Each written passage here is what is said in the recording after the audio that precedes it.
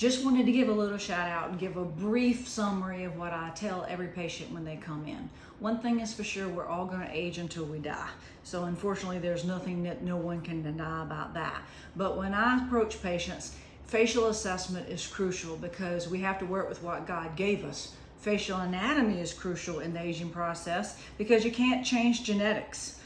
There's a lot of facial dynamics that play into the aging process. And when patients walk in, I'm definitely always talking about skin integrity #1, because if the skin looks great, then fillers and toxins will look better. I wanted to show very briefly, because everyone, this is the time of year, people want to look better quick. And to look better quick, skin unfortunately takes a while. It takes 6 to 9 months to get the skin in its best shape, and you'll have to work on skin until forever. You have to do maintenance treatments. So everyone knows toxins kick in generally. Neurotoxins kick in usually within 3 to 14 days variably. And they relax muscle pull, they relax muscle tension. So everyone knows the toxin family. What people do not realize is that fillers, patients want to walk in, you're on a budget, and you want to look better by putting some filler in your face to give it lift, support, and shape. People don't realize how much volume we lose. Usually around age 28, we lose about a teaspoon of volume every decade. Teaspoon of volume meaning that there's lots of things that we lose.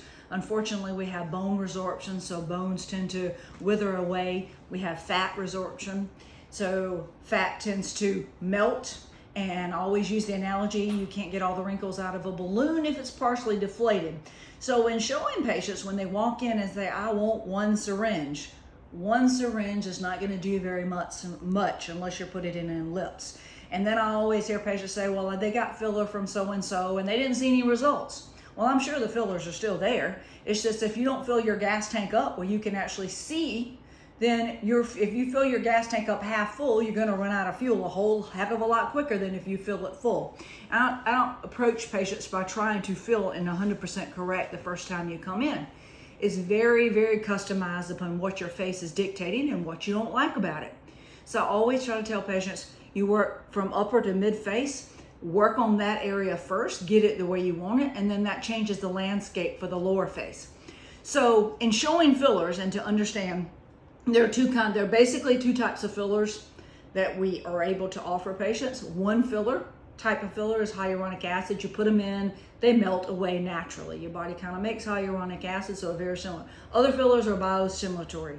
I usually do not go to biostimulatory fillers the first time that patients are truly naive or virgins in fillers, because hyaluronic acid, you can actually reverse them much easier than you can the others.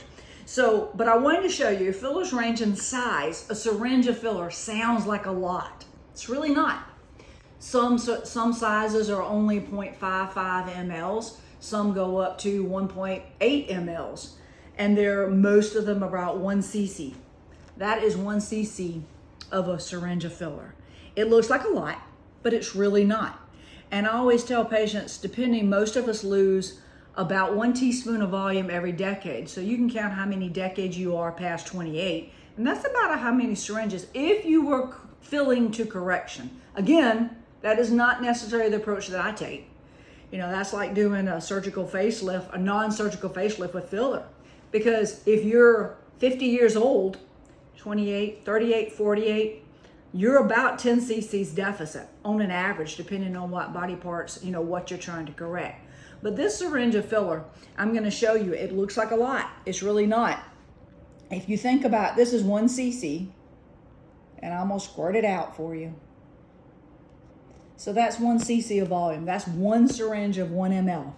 We're about 1 teaspoon, which is about 5 syringes. That's 2. That's 3. That's 4. And I'm going to throw one more in there. And that's 5.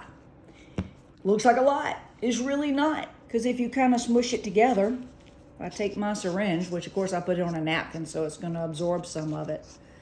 And I put it on the napkin just to show you. It works better on a clear plate because I can kind of scoop up. That is not a lot of volume. And that is 1 teaspoon. That is equal to 5 syringes of filler. So I always tell patients, I spend your money like I spend mine. So I like to assess a face, kind of create a plan, Work on skin integrity, but if you want to look better quicker, you can start with filler. Usually start in mid-face. Some people can start in lower. I always say you can put a Band-Aid on it, but if you truly correct, most people begin to lose fat in the mid-face. So if you look at this picture, this particular person, it kind of just represents fat. Doesn't even represent bone. This is one of my favorite pictures. This is how much fat you have in your face at age 35. This is 45, and then this is 55. So you see how much less yellow, and fat is a supportive. You know, fat is like the scaffolds in your house. It's going to help support and remodel and reshape your face. So on top of loss of skin integrity and collagen, you're losing bone and you're losing fat.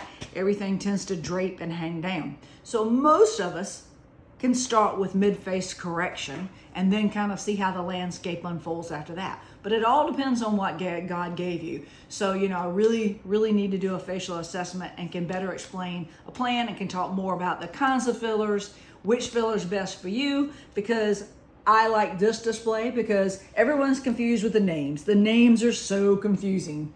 I love the Juvederm line of fillers. Juvederm is like the first name. Juvederm has 5, particularly 5 in the United States that are popular, but they all have the same first name. So when you come in and say, oh, I want Juvederm, that's the brand of filler. But if you see, they all have second last names. And the second last names are is best referenced upon where we put those fillers and where you get the best results. Some of them are very soft, and if you were to feel this, the Volbella is great for lip subtle contour, doesn't give you much volume. But if you were to feel them, and you can't feel them on video, but if you came in for a consult, can explain better how the fillers, some of them have more of a love for water, they're more hydrophilic. They're going to be better for mid-face than the softer fillers. You would not put a soft filler in the mid-face. So make a consult, come see which filler if you're interested, and we will see you soon.